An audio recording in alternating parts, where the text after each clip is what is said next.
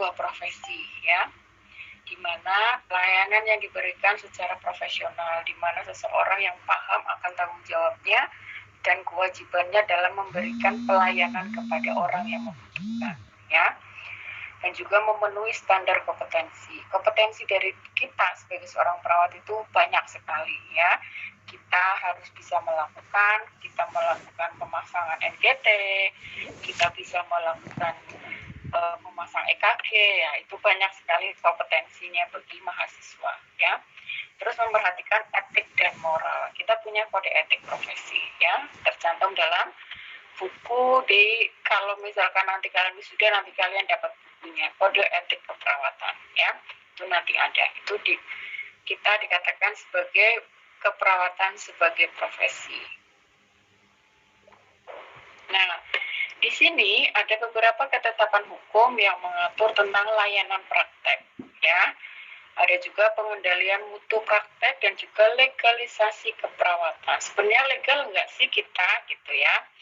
Nah, keputusan di sini ada keputusan keperawatan, keputusan Menteri Kesehatan terkait tentang registrasi kita sebagai seorang perawat dan juga praktek perawat ya. Sebelumnya sudah ada aturannya, kemudian keputusan Menteri Kesehatan ini direvisi menjadi nomor 1239 tahun 2001 tentang registrasi dan juga praktek perawat ya.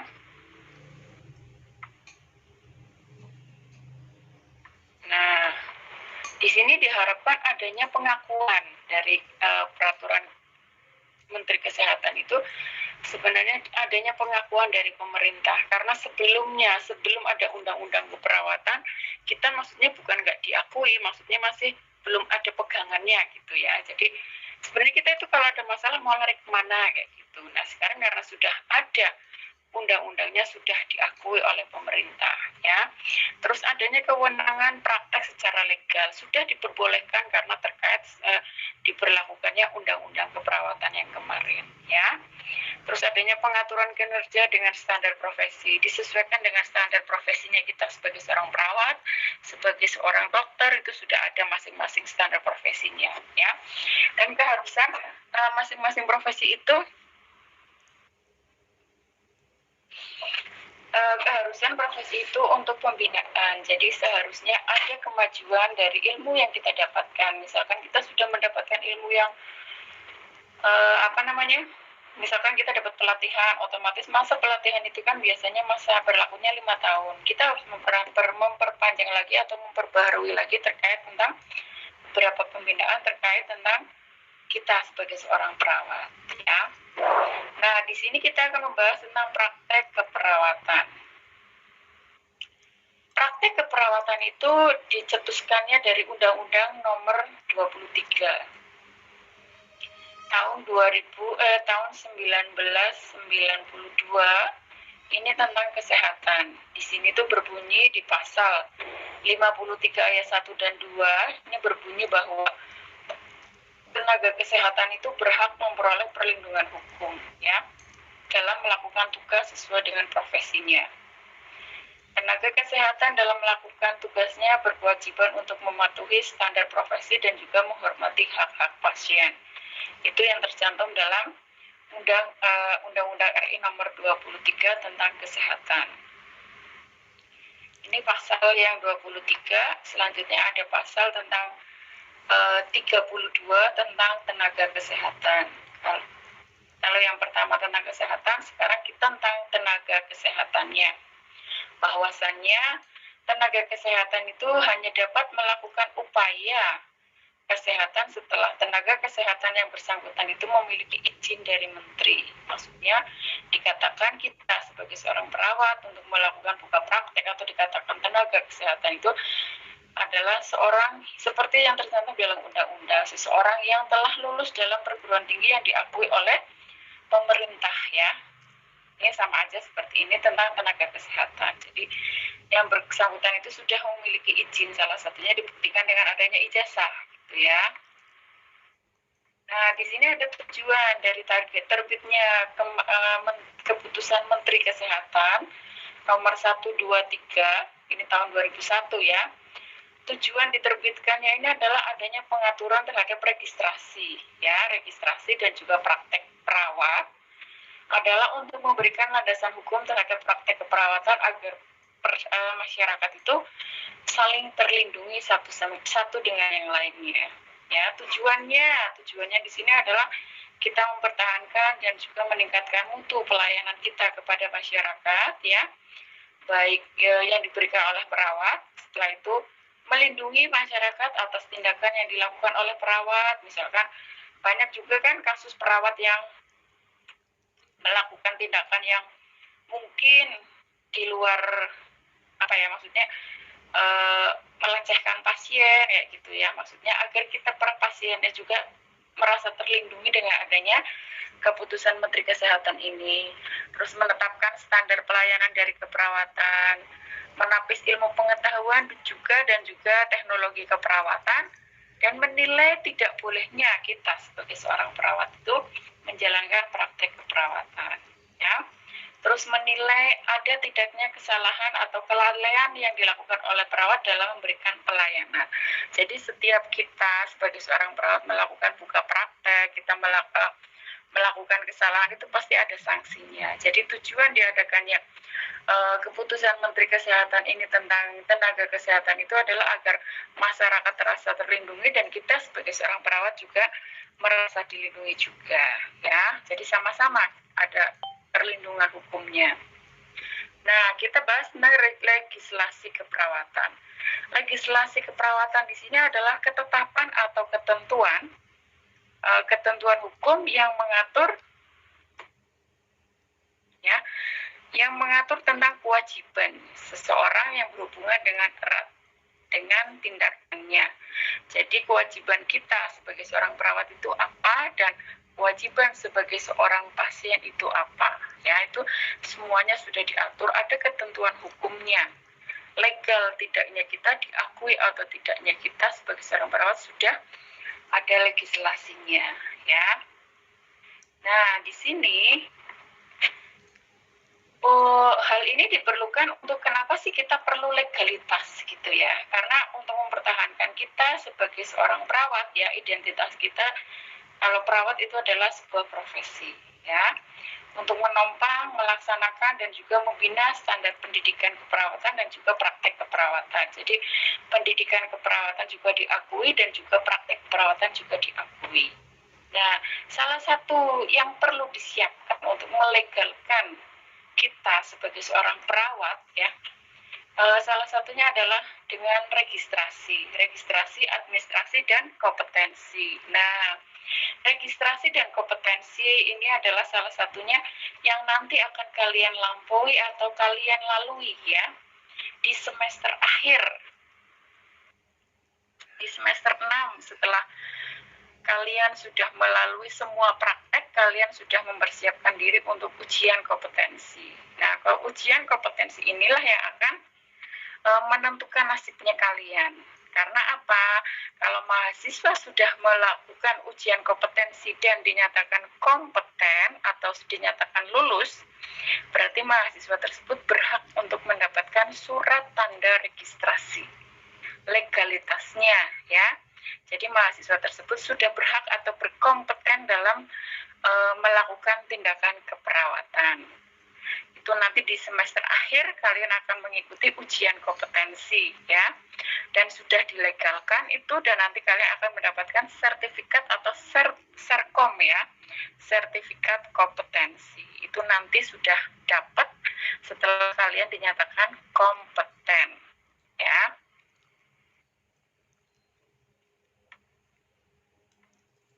Nah, di sini ada hubungannya dengan apakah sih legal dengan keputusan Menteri Kesehatan ini? Karena di sini ada 3 bentuk perizinan, ya, yang perlu kalian siapkan atau yang perlu kalian wajib punya, intinya kayak gitu. Salah satunya adalah surat izin perawat atau yang lebih dikenal dengan SIP. Kalau sekarang adalah surat tanda registrasi atau STR, ya. Nah, surat tanda registrasi, surat izin perawat ini sebagai bentuk tertulis pemberian dari kewenangan untuk menjalankan pekerjaan keperawatan di seluruh wilayah Indonesia. Jadi nanti kalau kalian sudah dinyatakan lulus untuk uji kompetensi, kalian akan mendapatkan STR. Nah, STR itu adalah salah satu syarat sebagai kalian untuk mencari pekerjaan. Kalau misalkan mahasiswa tersebut tidak dinyatakan kompeten, berarti dia tidak berhak untuk mendapatkan STR. Jadi seluruh rumah sakit di Indonesia itu membutuhkan tenaga keperawatan yang mempunyai STR. Kalau mahasiswa tersebut setelah lulus terus tidak lulus kompetensi, berarti dia wajib mengulang untuk mendapatkan STR itu, gitu ya. Nah, yaitu surat izin perawat. Yang kedua adalah surat izin kerja atau SIK. SIK ini adalah atau SIP, surat izin surat izin praktek, surat izin perawat kalau nggak salah, nanti lupa namanya. Di sini ada surat izin kerja. Selanjutnya di sini disebut kalau kita sebagai seorang perawat, kalau sudah dinyatakan bekerja di rumah sakit, kalian akan mengurus yang namanya surat izin kerja, ya.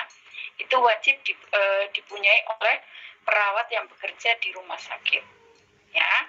Selanjutnya ada surat izin praktek keperawatan atau yang disebut dengan SIPP. SIPP ini adalah bukti tertulis yang diberikan kepada perawat untuk menjalankan praktek keperawatan profesional atau berkelompok. Jadi, kalau kita sebagai seorang perawat ingin buka praktek, berarti dia wajib punya surat izin praktek keperawatan, gitu ya. Di sini ada beberapa penjelasan. Kalau SIP di sini bab 2 ya, di bab 2 di pasal 7 itu mengatakan bahwasannya SIP atau STR itu berlakunya selama 5 tahun, ya. Dan dapat diperbaharui serta merupakan dasar untuk memperoleh surat izin kerja dan surat izin praktek perawat. Jadi diawali dengan adanya uji kompetensi dulu. Setelah uji kompetensi dinyatakan kompeten, kalian bisa mendapatkan surat tanda registrasi atau STR, ya. Nah, STR tersebut diberikan kepada mahasiswa yang sudah dinyatakan lulus dari ujian kompetensi. Biasanya kalau mahasiswa tadi saya bilang kalau dia tidak dinyatakan lulus atau tidak kompeten, berarti mahasiswa tersebut tidak layak untuk mendapatkan STR, gitu ya. Nah, selanjutnya tadi pasal 7, sekarang pasal 8 ya.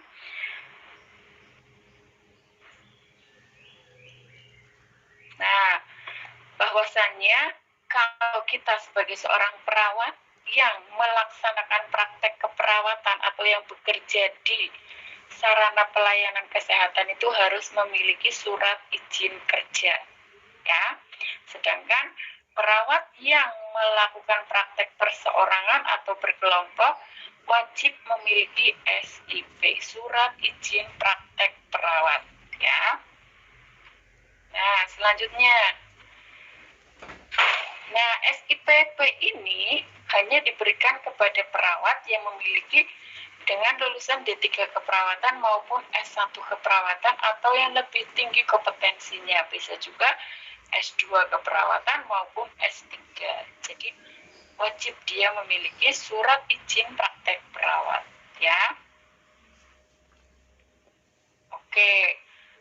Di sini di bab 3 pasal 13 bahwasannya di ayat 1 ya, rekomendasi untuk mendapatkan SIK, surat izin kerja, dan atau SIPP itu dilakukan melalui penilaian kemampuan keilmuan dan juga keterampilan dalam bidang keperawatan. Ya, misalkan di sini biasanya kalau praktek kita untuk mendapatkan SIPP itu biasanya di rumah sakit atau di PPNI-nya sendiri itu akan mengadakan maksudnya ujian kompetensi sendiri untuk mendapatkan SIP tersebut. Jadi itu wewenangnya PPNI. Dia mau mengadakan atau enggak, nanti PPNI sendiri yang akan mengadakan itu, ya.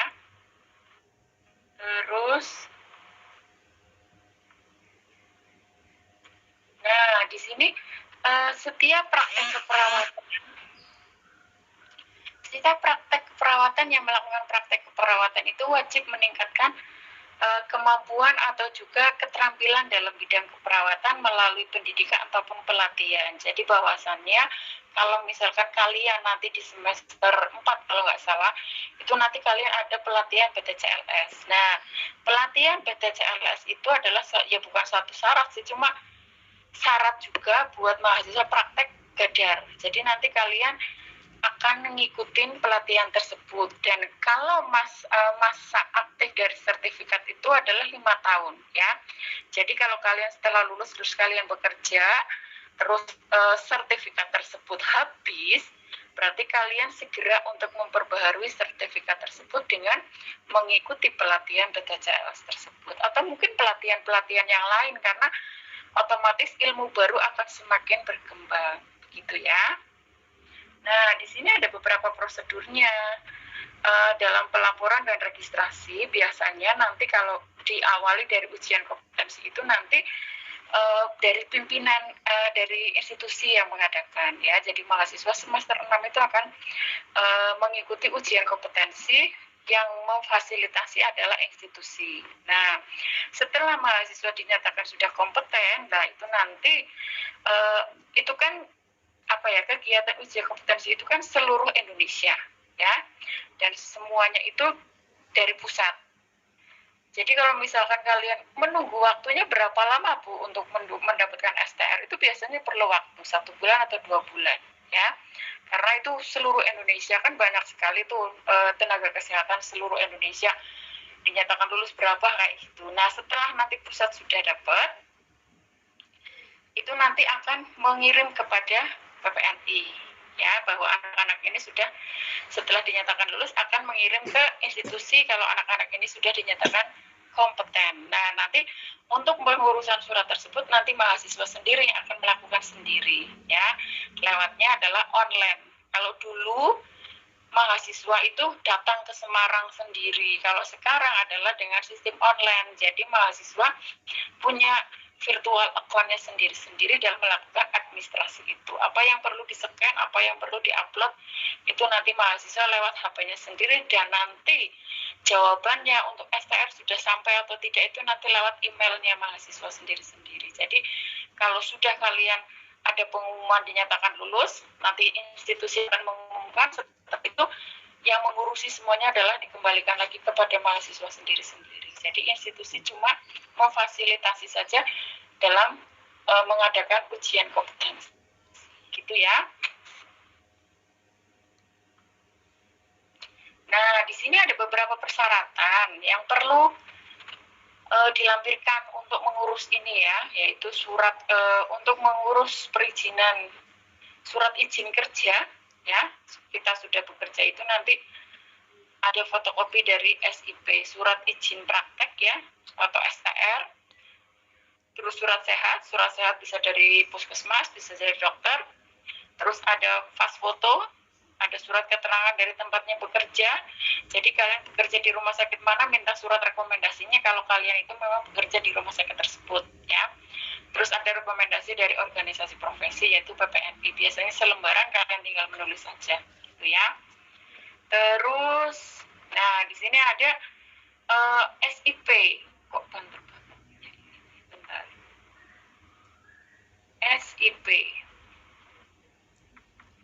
Nah, di sini itu untuk mengajukan, misalkan ini pengajuan awal ya, kalau saya mau ingin mendirikan sebuah praktek keperawatan. Lambat ya materinya ya. Nah, di sini untuk untuk mengurus kelengkapan administrasi awal pada saat kita ingin mendirikan sebuah praktek keperawatan, yaitu yang pertama disiapkan adalah fotokopi ijazah ahli media keperawatan atau yang lebih tinggi lagi.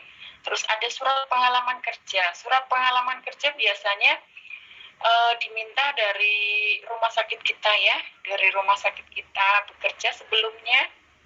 Terus fotokopi surat izin praktek, surat sehat, pas foto, dan juga rekomendasi dari organisasi. Ini salah satu perlengkapan administrasi yang perlu disiapkan pada saat kita mau mendirikan sebuah klinik ya.